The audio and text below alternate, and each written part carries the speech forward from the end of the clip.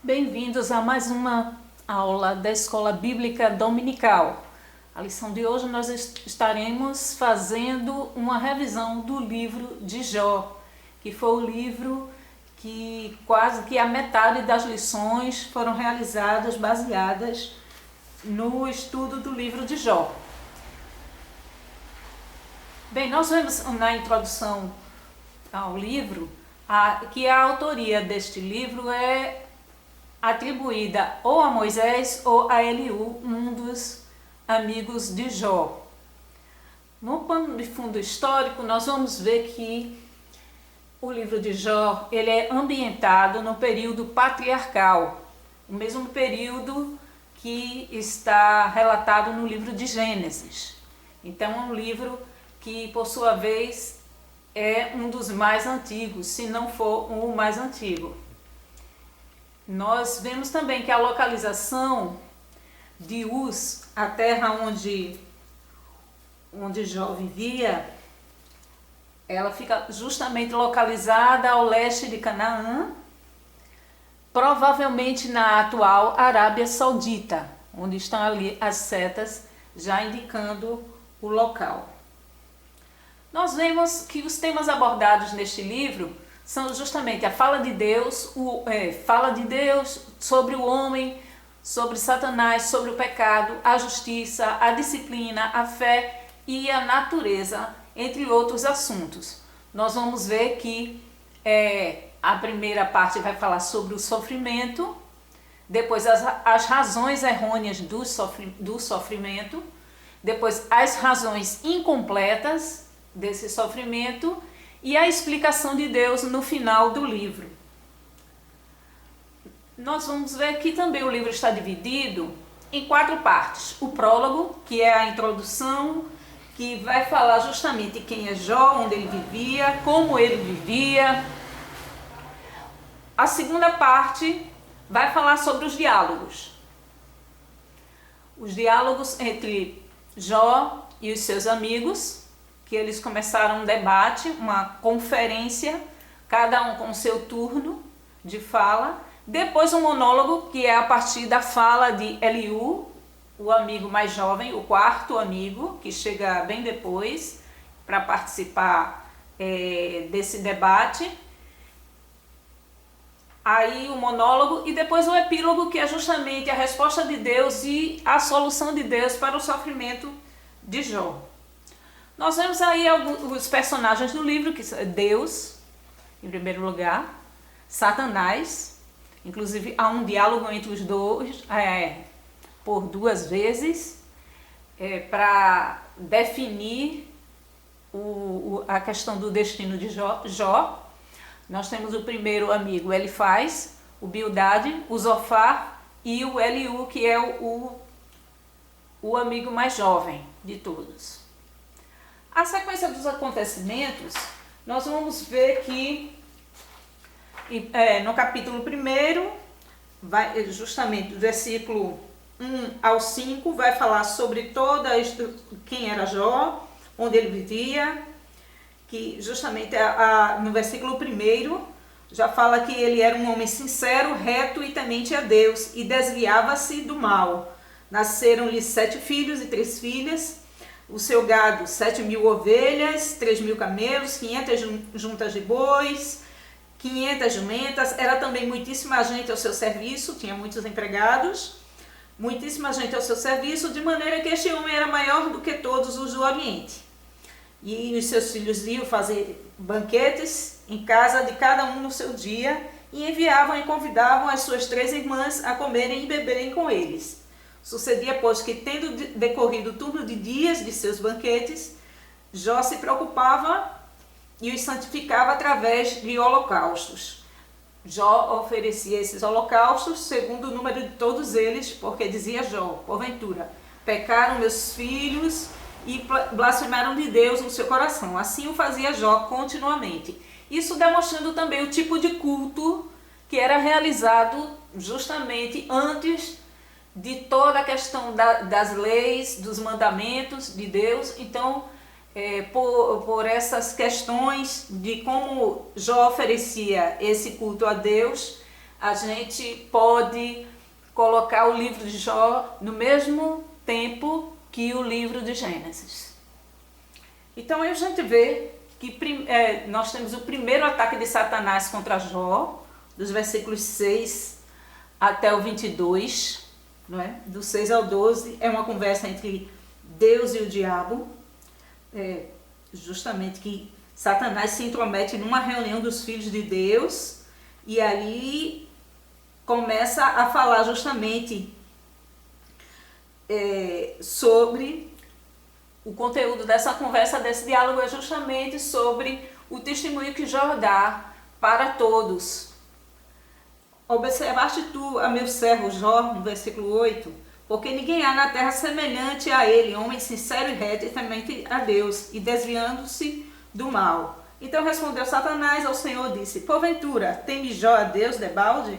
Porventura não cercaste tu de bens a ele e a sua casa, e a tudo quanto tem, a obra de suas mãos abençoaste, e o seu gado está aumentado na terra. Mas estenda a tua mão e toca-lhe em tudo quanto tem, e verás se não blasfema de ti na sua face. E disse o Senhor a Satanás, versículo 12, eis que tudo quanto tem está na tua mão, somente contra ele não estendas a tua mão. E Satanás saiu da presença do Senhor.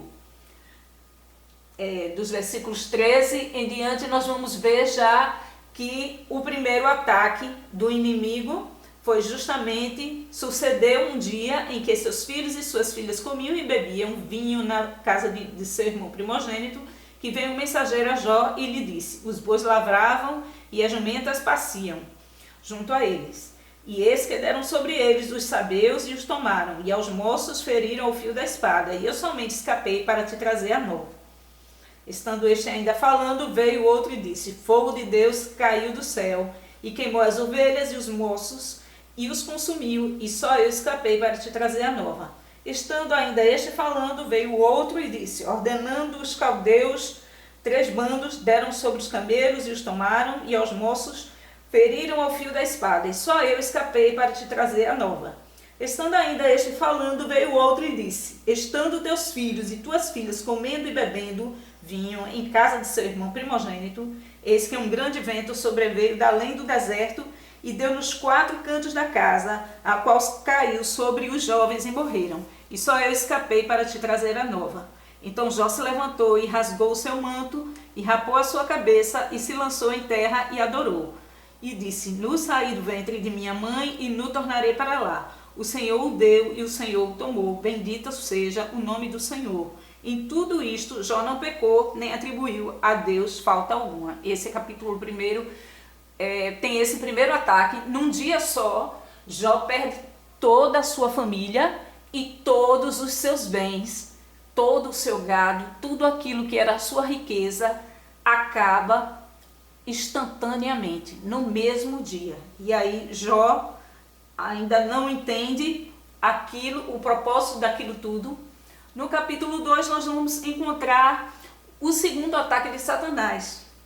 Versículos de 1 a 8. E vindo outro dia em que os filhos de Deus vieram apresentar-se perante o Senhor, veio também Satanás entre eles apresentar-se perante o Senhor. Então o Senhor disse a Satanás, de onde vens? E respondeu Satanás ao Senhor e disse, de rodear a terra e passear por ela.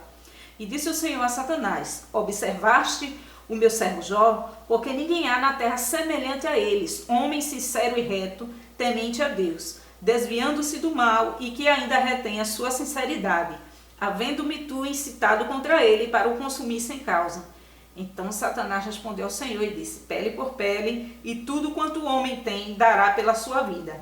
Estende, porém, a tua mão e toca-lhe nos ossos e na carne, e verás se não blasfema de ti na sua face. E disse o Senhor a Satanás, eis que ele está na tua mão, poupa, porém, a sua vida. Note que Deus permite que aconteça, mas Deus está no controle de toda essa prática, essa tentação, esse ataque do inimigo para cima de Jó. Como que Deus tinha certeza que Jó não blasfemaria. Jó ia sofrer bastante, mas com certeza ele não blasfemaria. Talvez ele tivesse dúvidas, chegasse em algum momento a ter dúvidas do que estava acontecendo, por ele ter sido tão fiel a Deus e tudo quanto Deus exigia do seu servo. Mas aí nós vemos que esse capítulo 2 vai trazer esse segundo diálogo entre Deus e Satanás e o segundo ataque do inimigo que atinge até a sua saúde. E aí Jó encontra-se de uma forma com chagas por todo o corpo, desde a planta do pé até o alto da cabeça, e tomando um pedaço de telha para raspar-se com ele as feridas, assentou-se no meio da cinza. Versículo 8. Mais adiante, nós vamos ver essa sequência dos acontecimentos, as primeiras reações.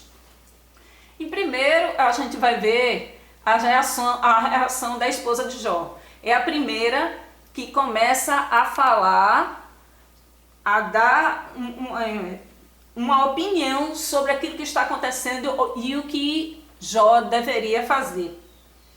Então sua mulher lhe disse: ainda retens a tua sinceridade? Amaldiçoa a Deus e morre. A resposta de Jó é justamente: mas ele lhe disse: como fala qualquer doida, assim falas tu, receberemos o bem de Deus e não receberíamos o mal? Em tudo isto não pecou Jó com os seus lábios. Então vemos aí no versículo 10 já a reação de Jó. Ele diz que tanto o bem quanto o mal é permitido por Deus. Naquele momento ele não está entendendo o que está acontecendo, mas aí com relação à esposa de Jó nós não vemos mais algum indício da presença dela no texto bíblico até o final do livro. Então, na sequência, nós vemos versículos de 11 a 13, a reação dos três amigos de Jó. Esses três amigos vêm de longe, eles ficam sabendo do que aconteceu a Jó, por isso que eles terminam por deixar as suas terras, vieram de longe, todos eles, todos três, e notemos que algumas coisas boas acerca deles, né? Apesar de que a gente vê que no espaço de 7 dias e 7 noites, eles ficam apenas ali, sem dizer nenhuma palavra, segundo o texto do versículo 13. Do capítulo 2. Nós vemos que eles deixaram tudo por algum tempo para virem consolar um amigo que estava sofrendo grandes calamidades. Em segundo lugar, eles viajaram muito para chegar ao destino. Terceiro lugar, conforme sabemos, eram os únicos que apareceram para se condoerem de Jó.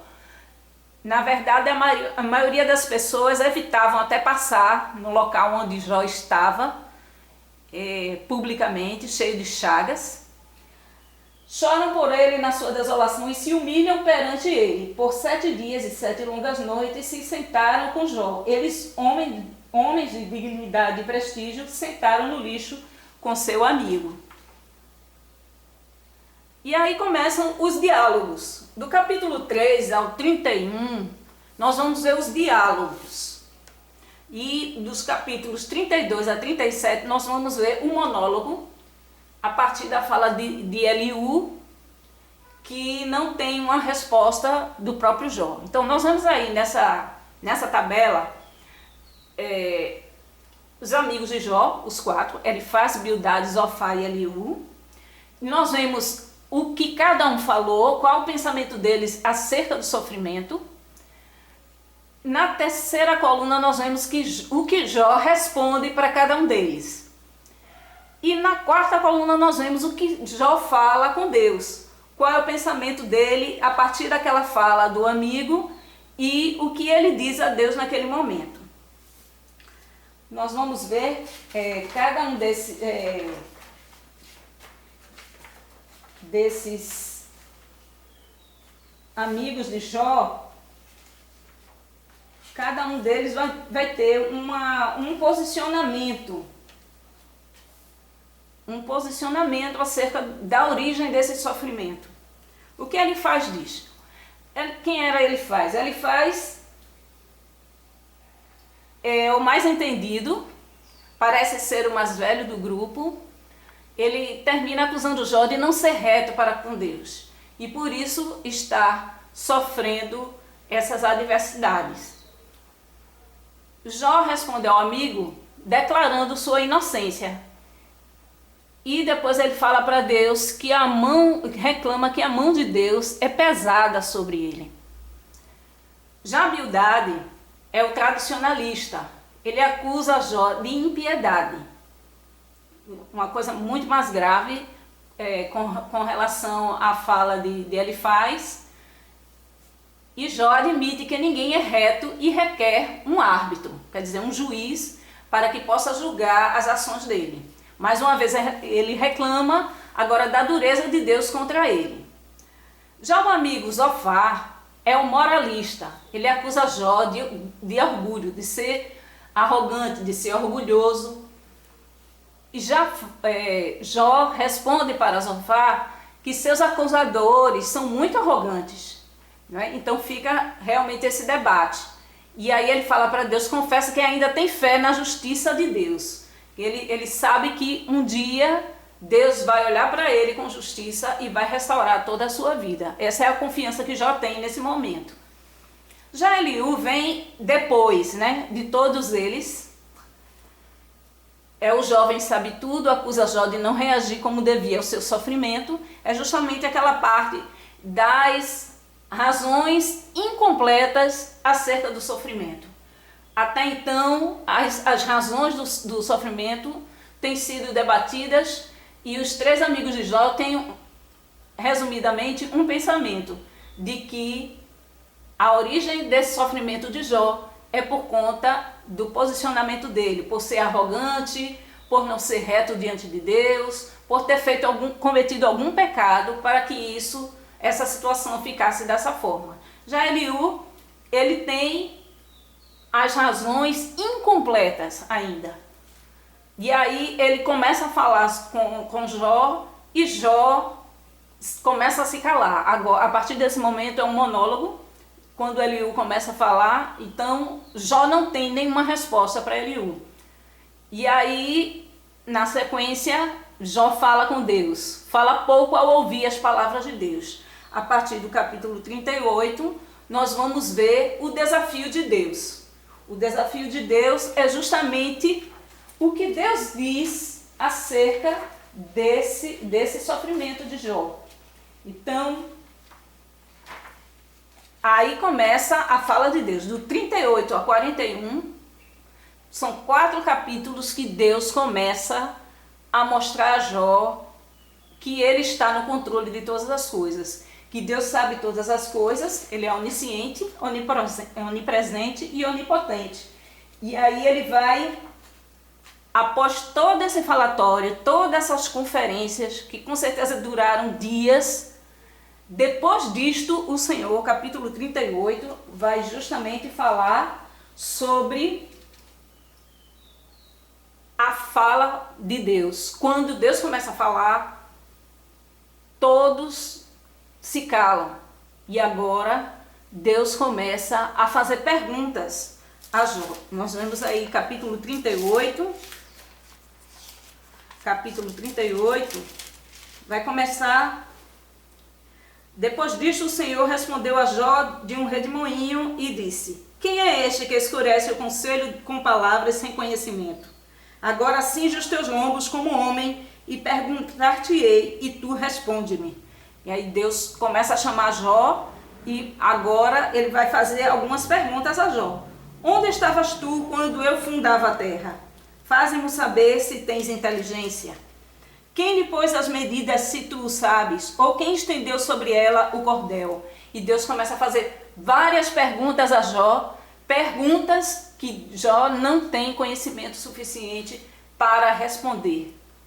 Então, continua pelo capítulo 39, ainda no capítulo 40, no versículo 1 vai dizer: respondeu mais o Senhor a Jó e disse: porventura, o contender contra o Todo-Poderoso é ensinar? Quem assim arguia Deus que responda a estas coisas? Então Jó respondeu ao Senhor e disse: eis que sou vil, que te responderia eu. A minha mão ponho na minha boca. Uma vez tenho falado e não replicarei. Ou ainda 2 vezes, porém não prosseguirei. Então Jó assume humildemente que não tem condições de responder aquelas grandes perguntas que Deus faz a Jó.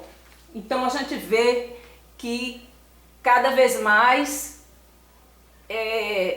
Deus vai mostrando a Jó que ele está sob o controle de todas as coisas. Um comentário justamente sobre essa questão é que nós podemos notar que Deus não respondeu diretamente à pergunta-chave do livro de Jó. Por que sofrem os justos? Essa é a pergunta que nós podemos levantar. Todos nós perguntamos até hoje, né, nesses dias que nós estamos passando dessa grande pandemia no mundo todo. Quando Deus finalmente quebrou o seu silêncio, apenas falou dos feitos maravilhosos do seu poder criador. Deus começa a chamar a atenção para todas as coisas da natureza, todos os elementos da natureza que foram criados por Ele. Era o suficiente, porque Deus não precisa se justificar perante ninguém.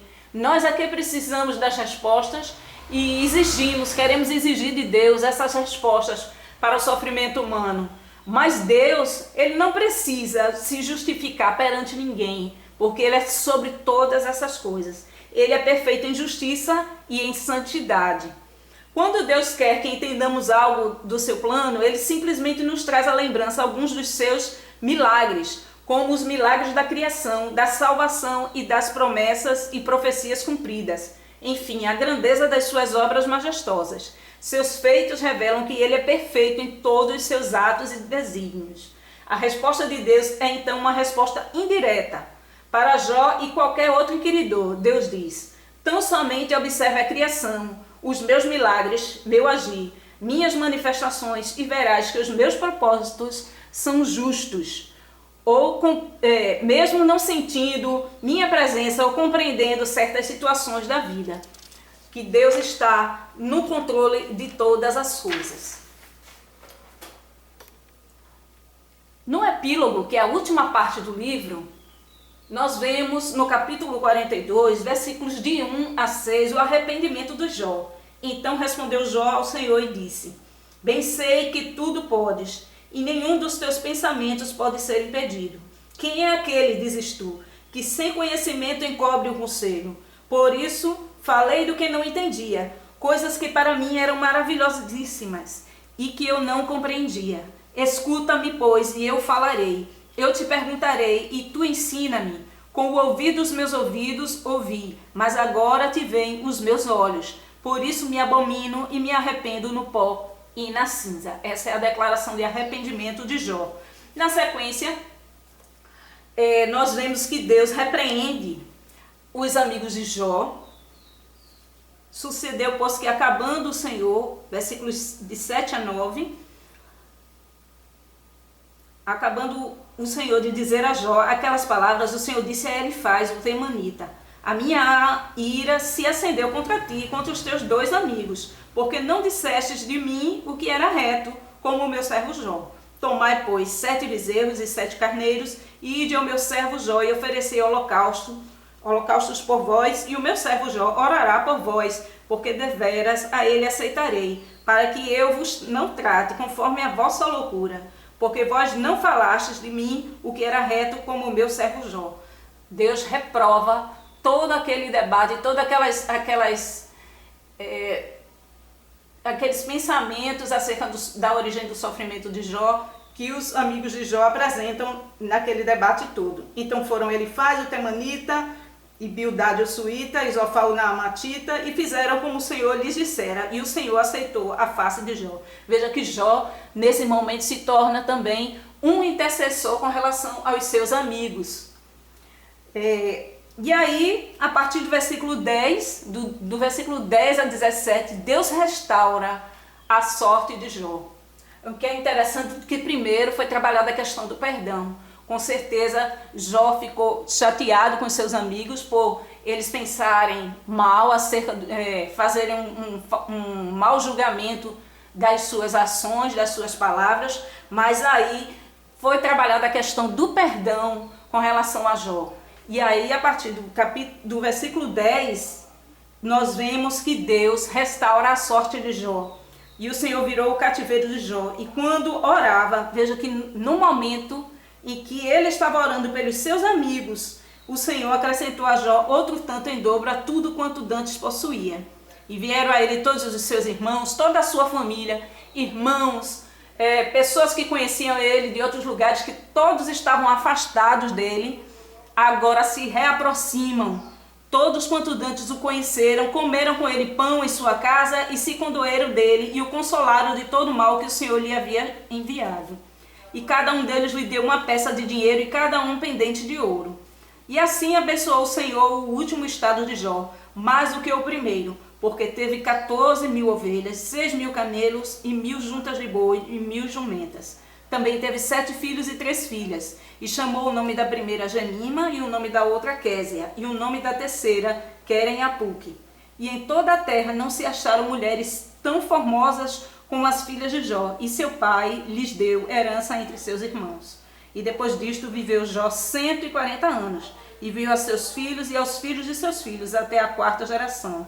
Então morreu Jó, velho e farto de dias. Veja como é interessante o final dessa grande história de Jó, desse grande homem que teve justamente a integridade diante de Deus, de sofrer tudo aquilo, sofrer acusações dos seus próprios amigos e até mesmo distanciamento dos seus conhecidos, dos seus familiares, a perda da família, a perda dos bens. Então tudo isso Deus restaura.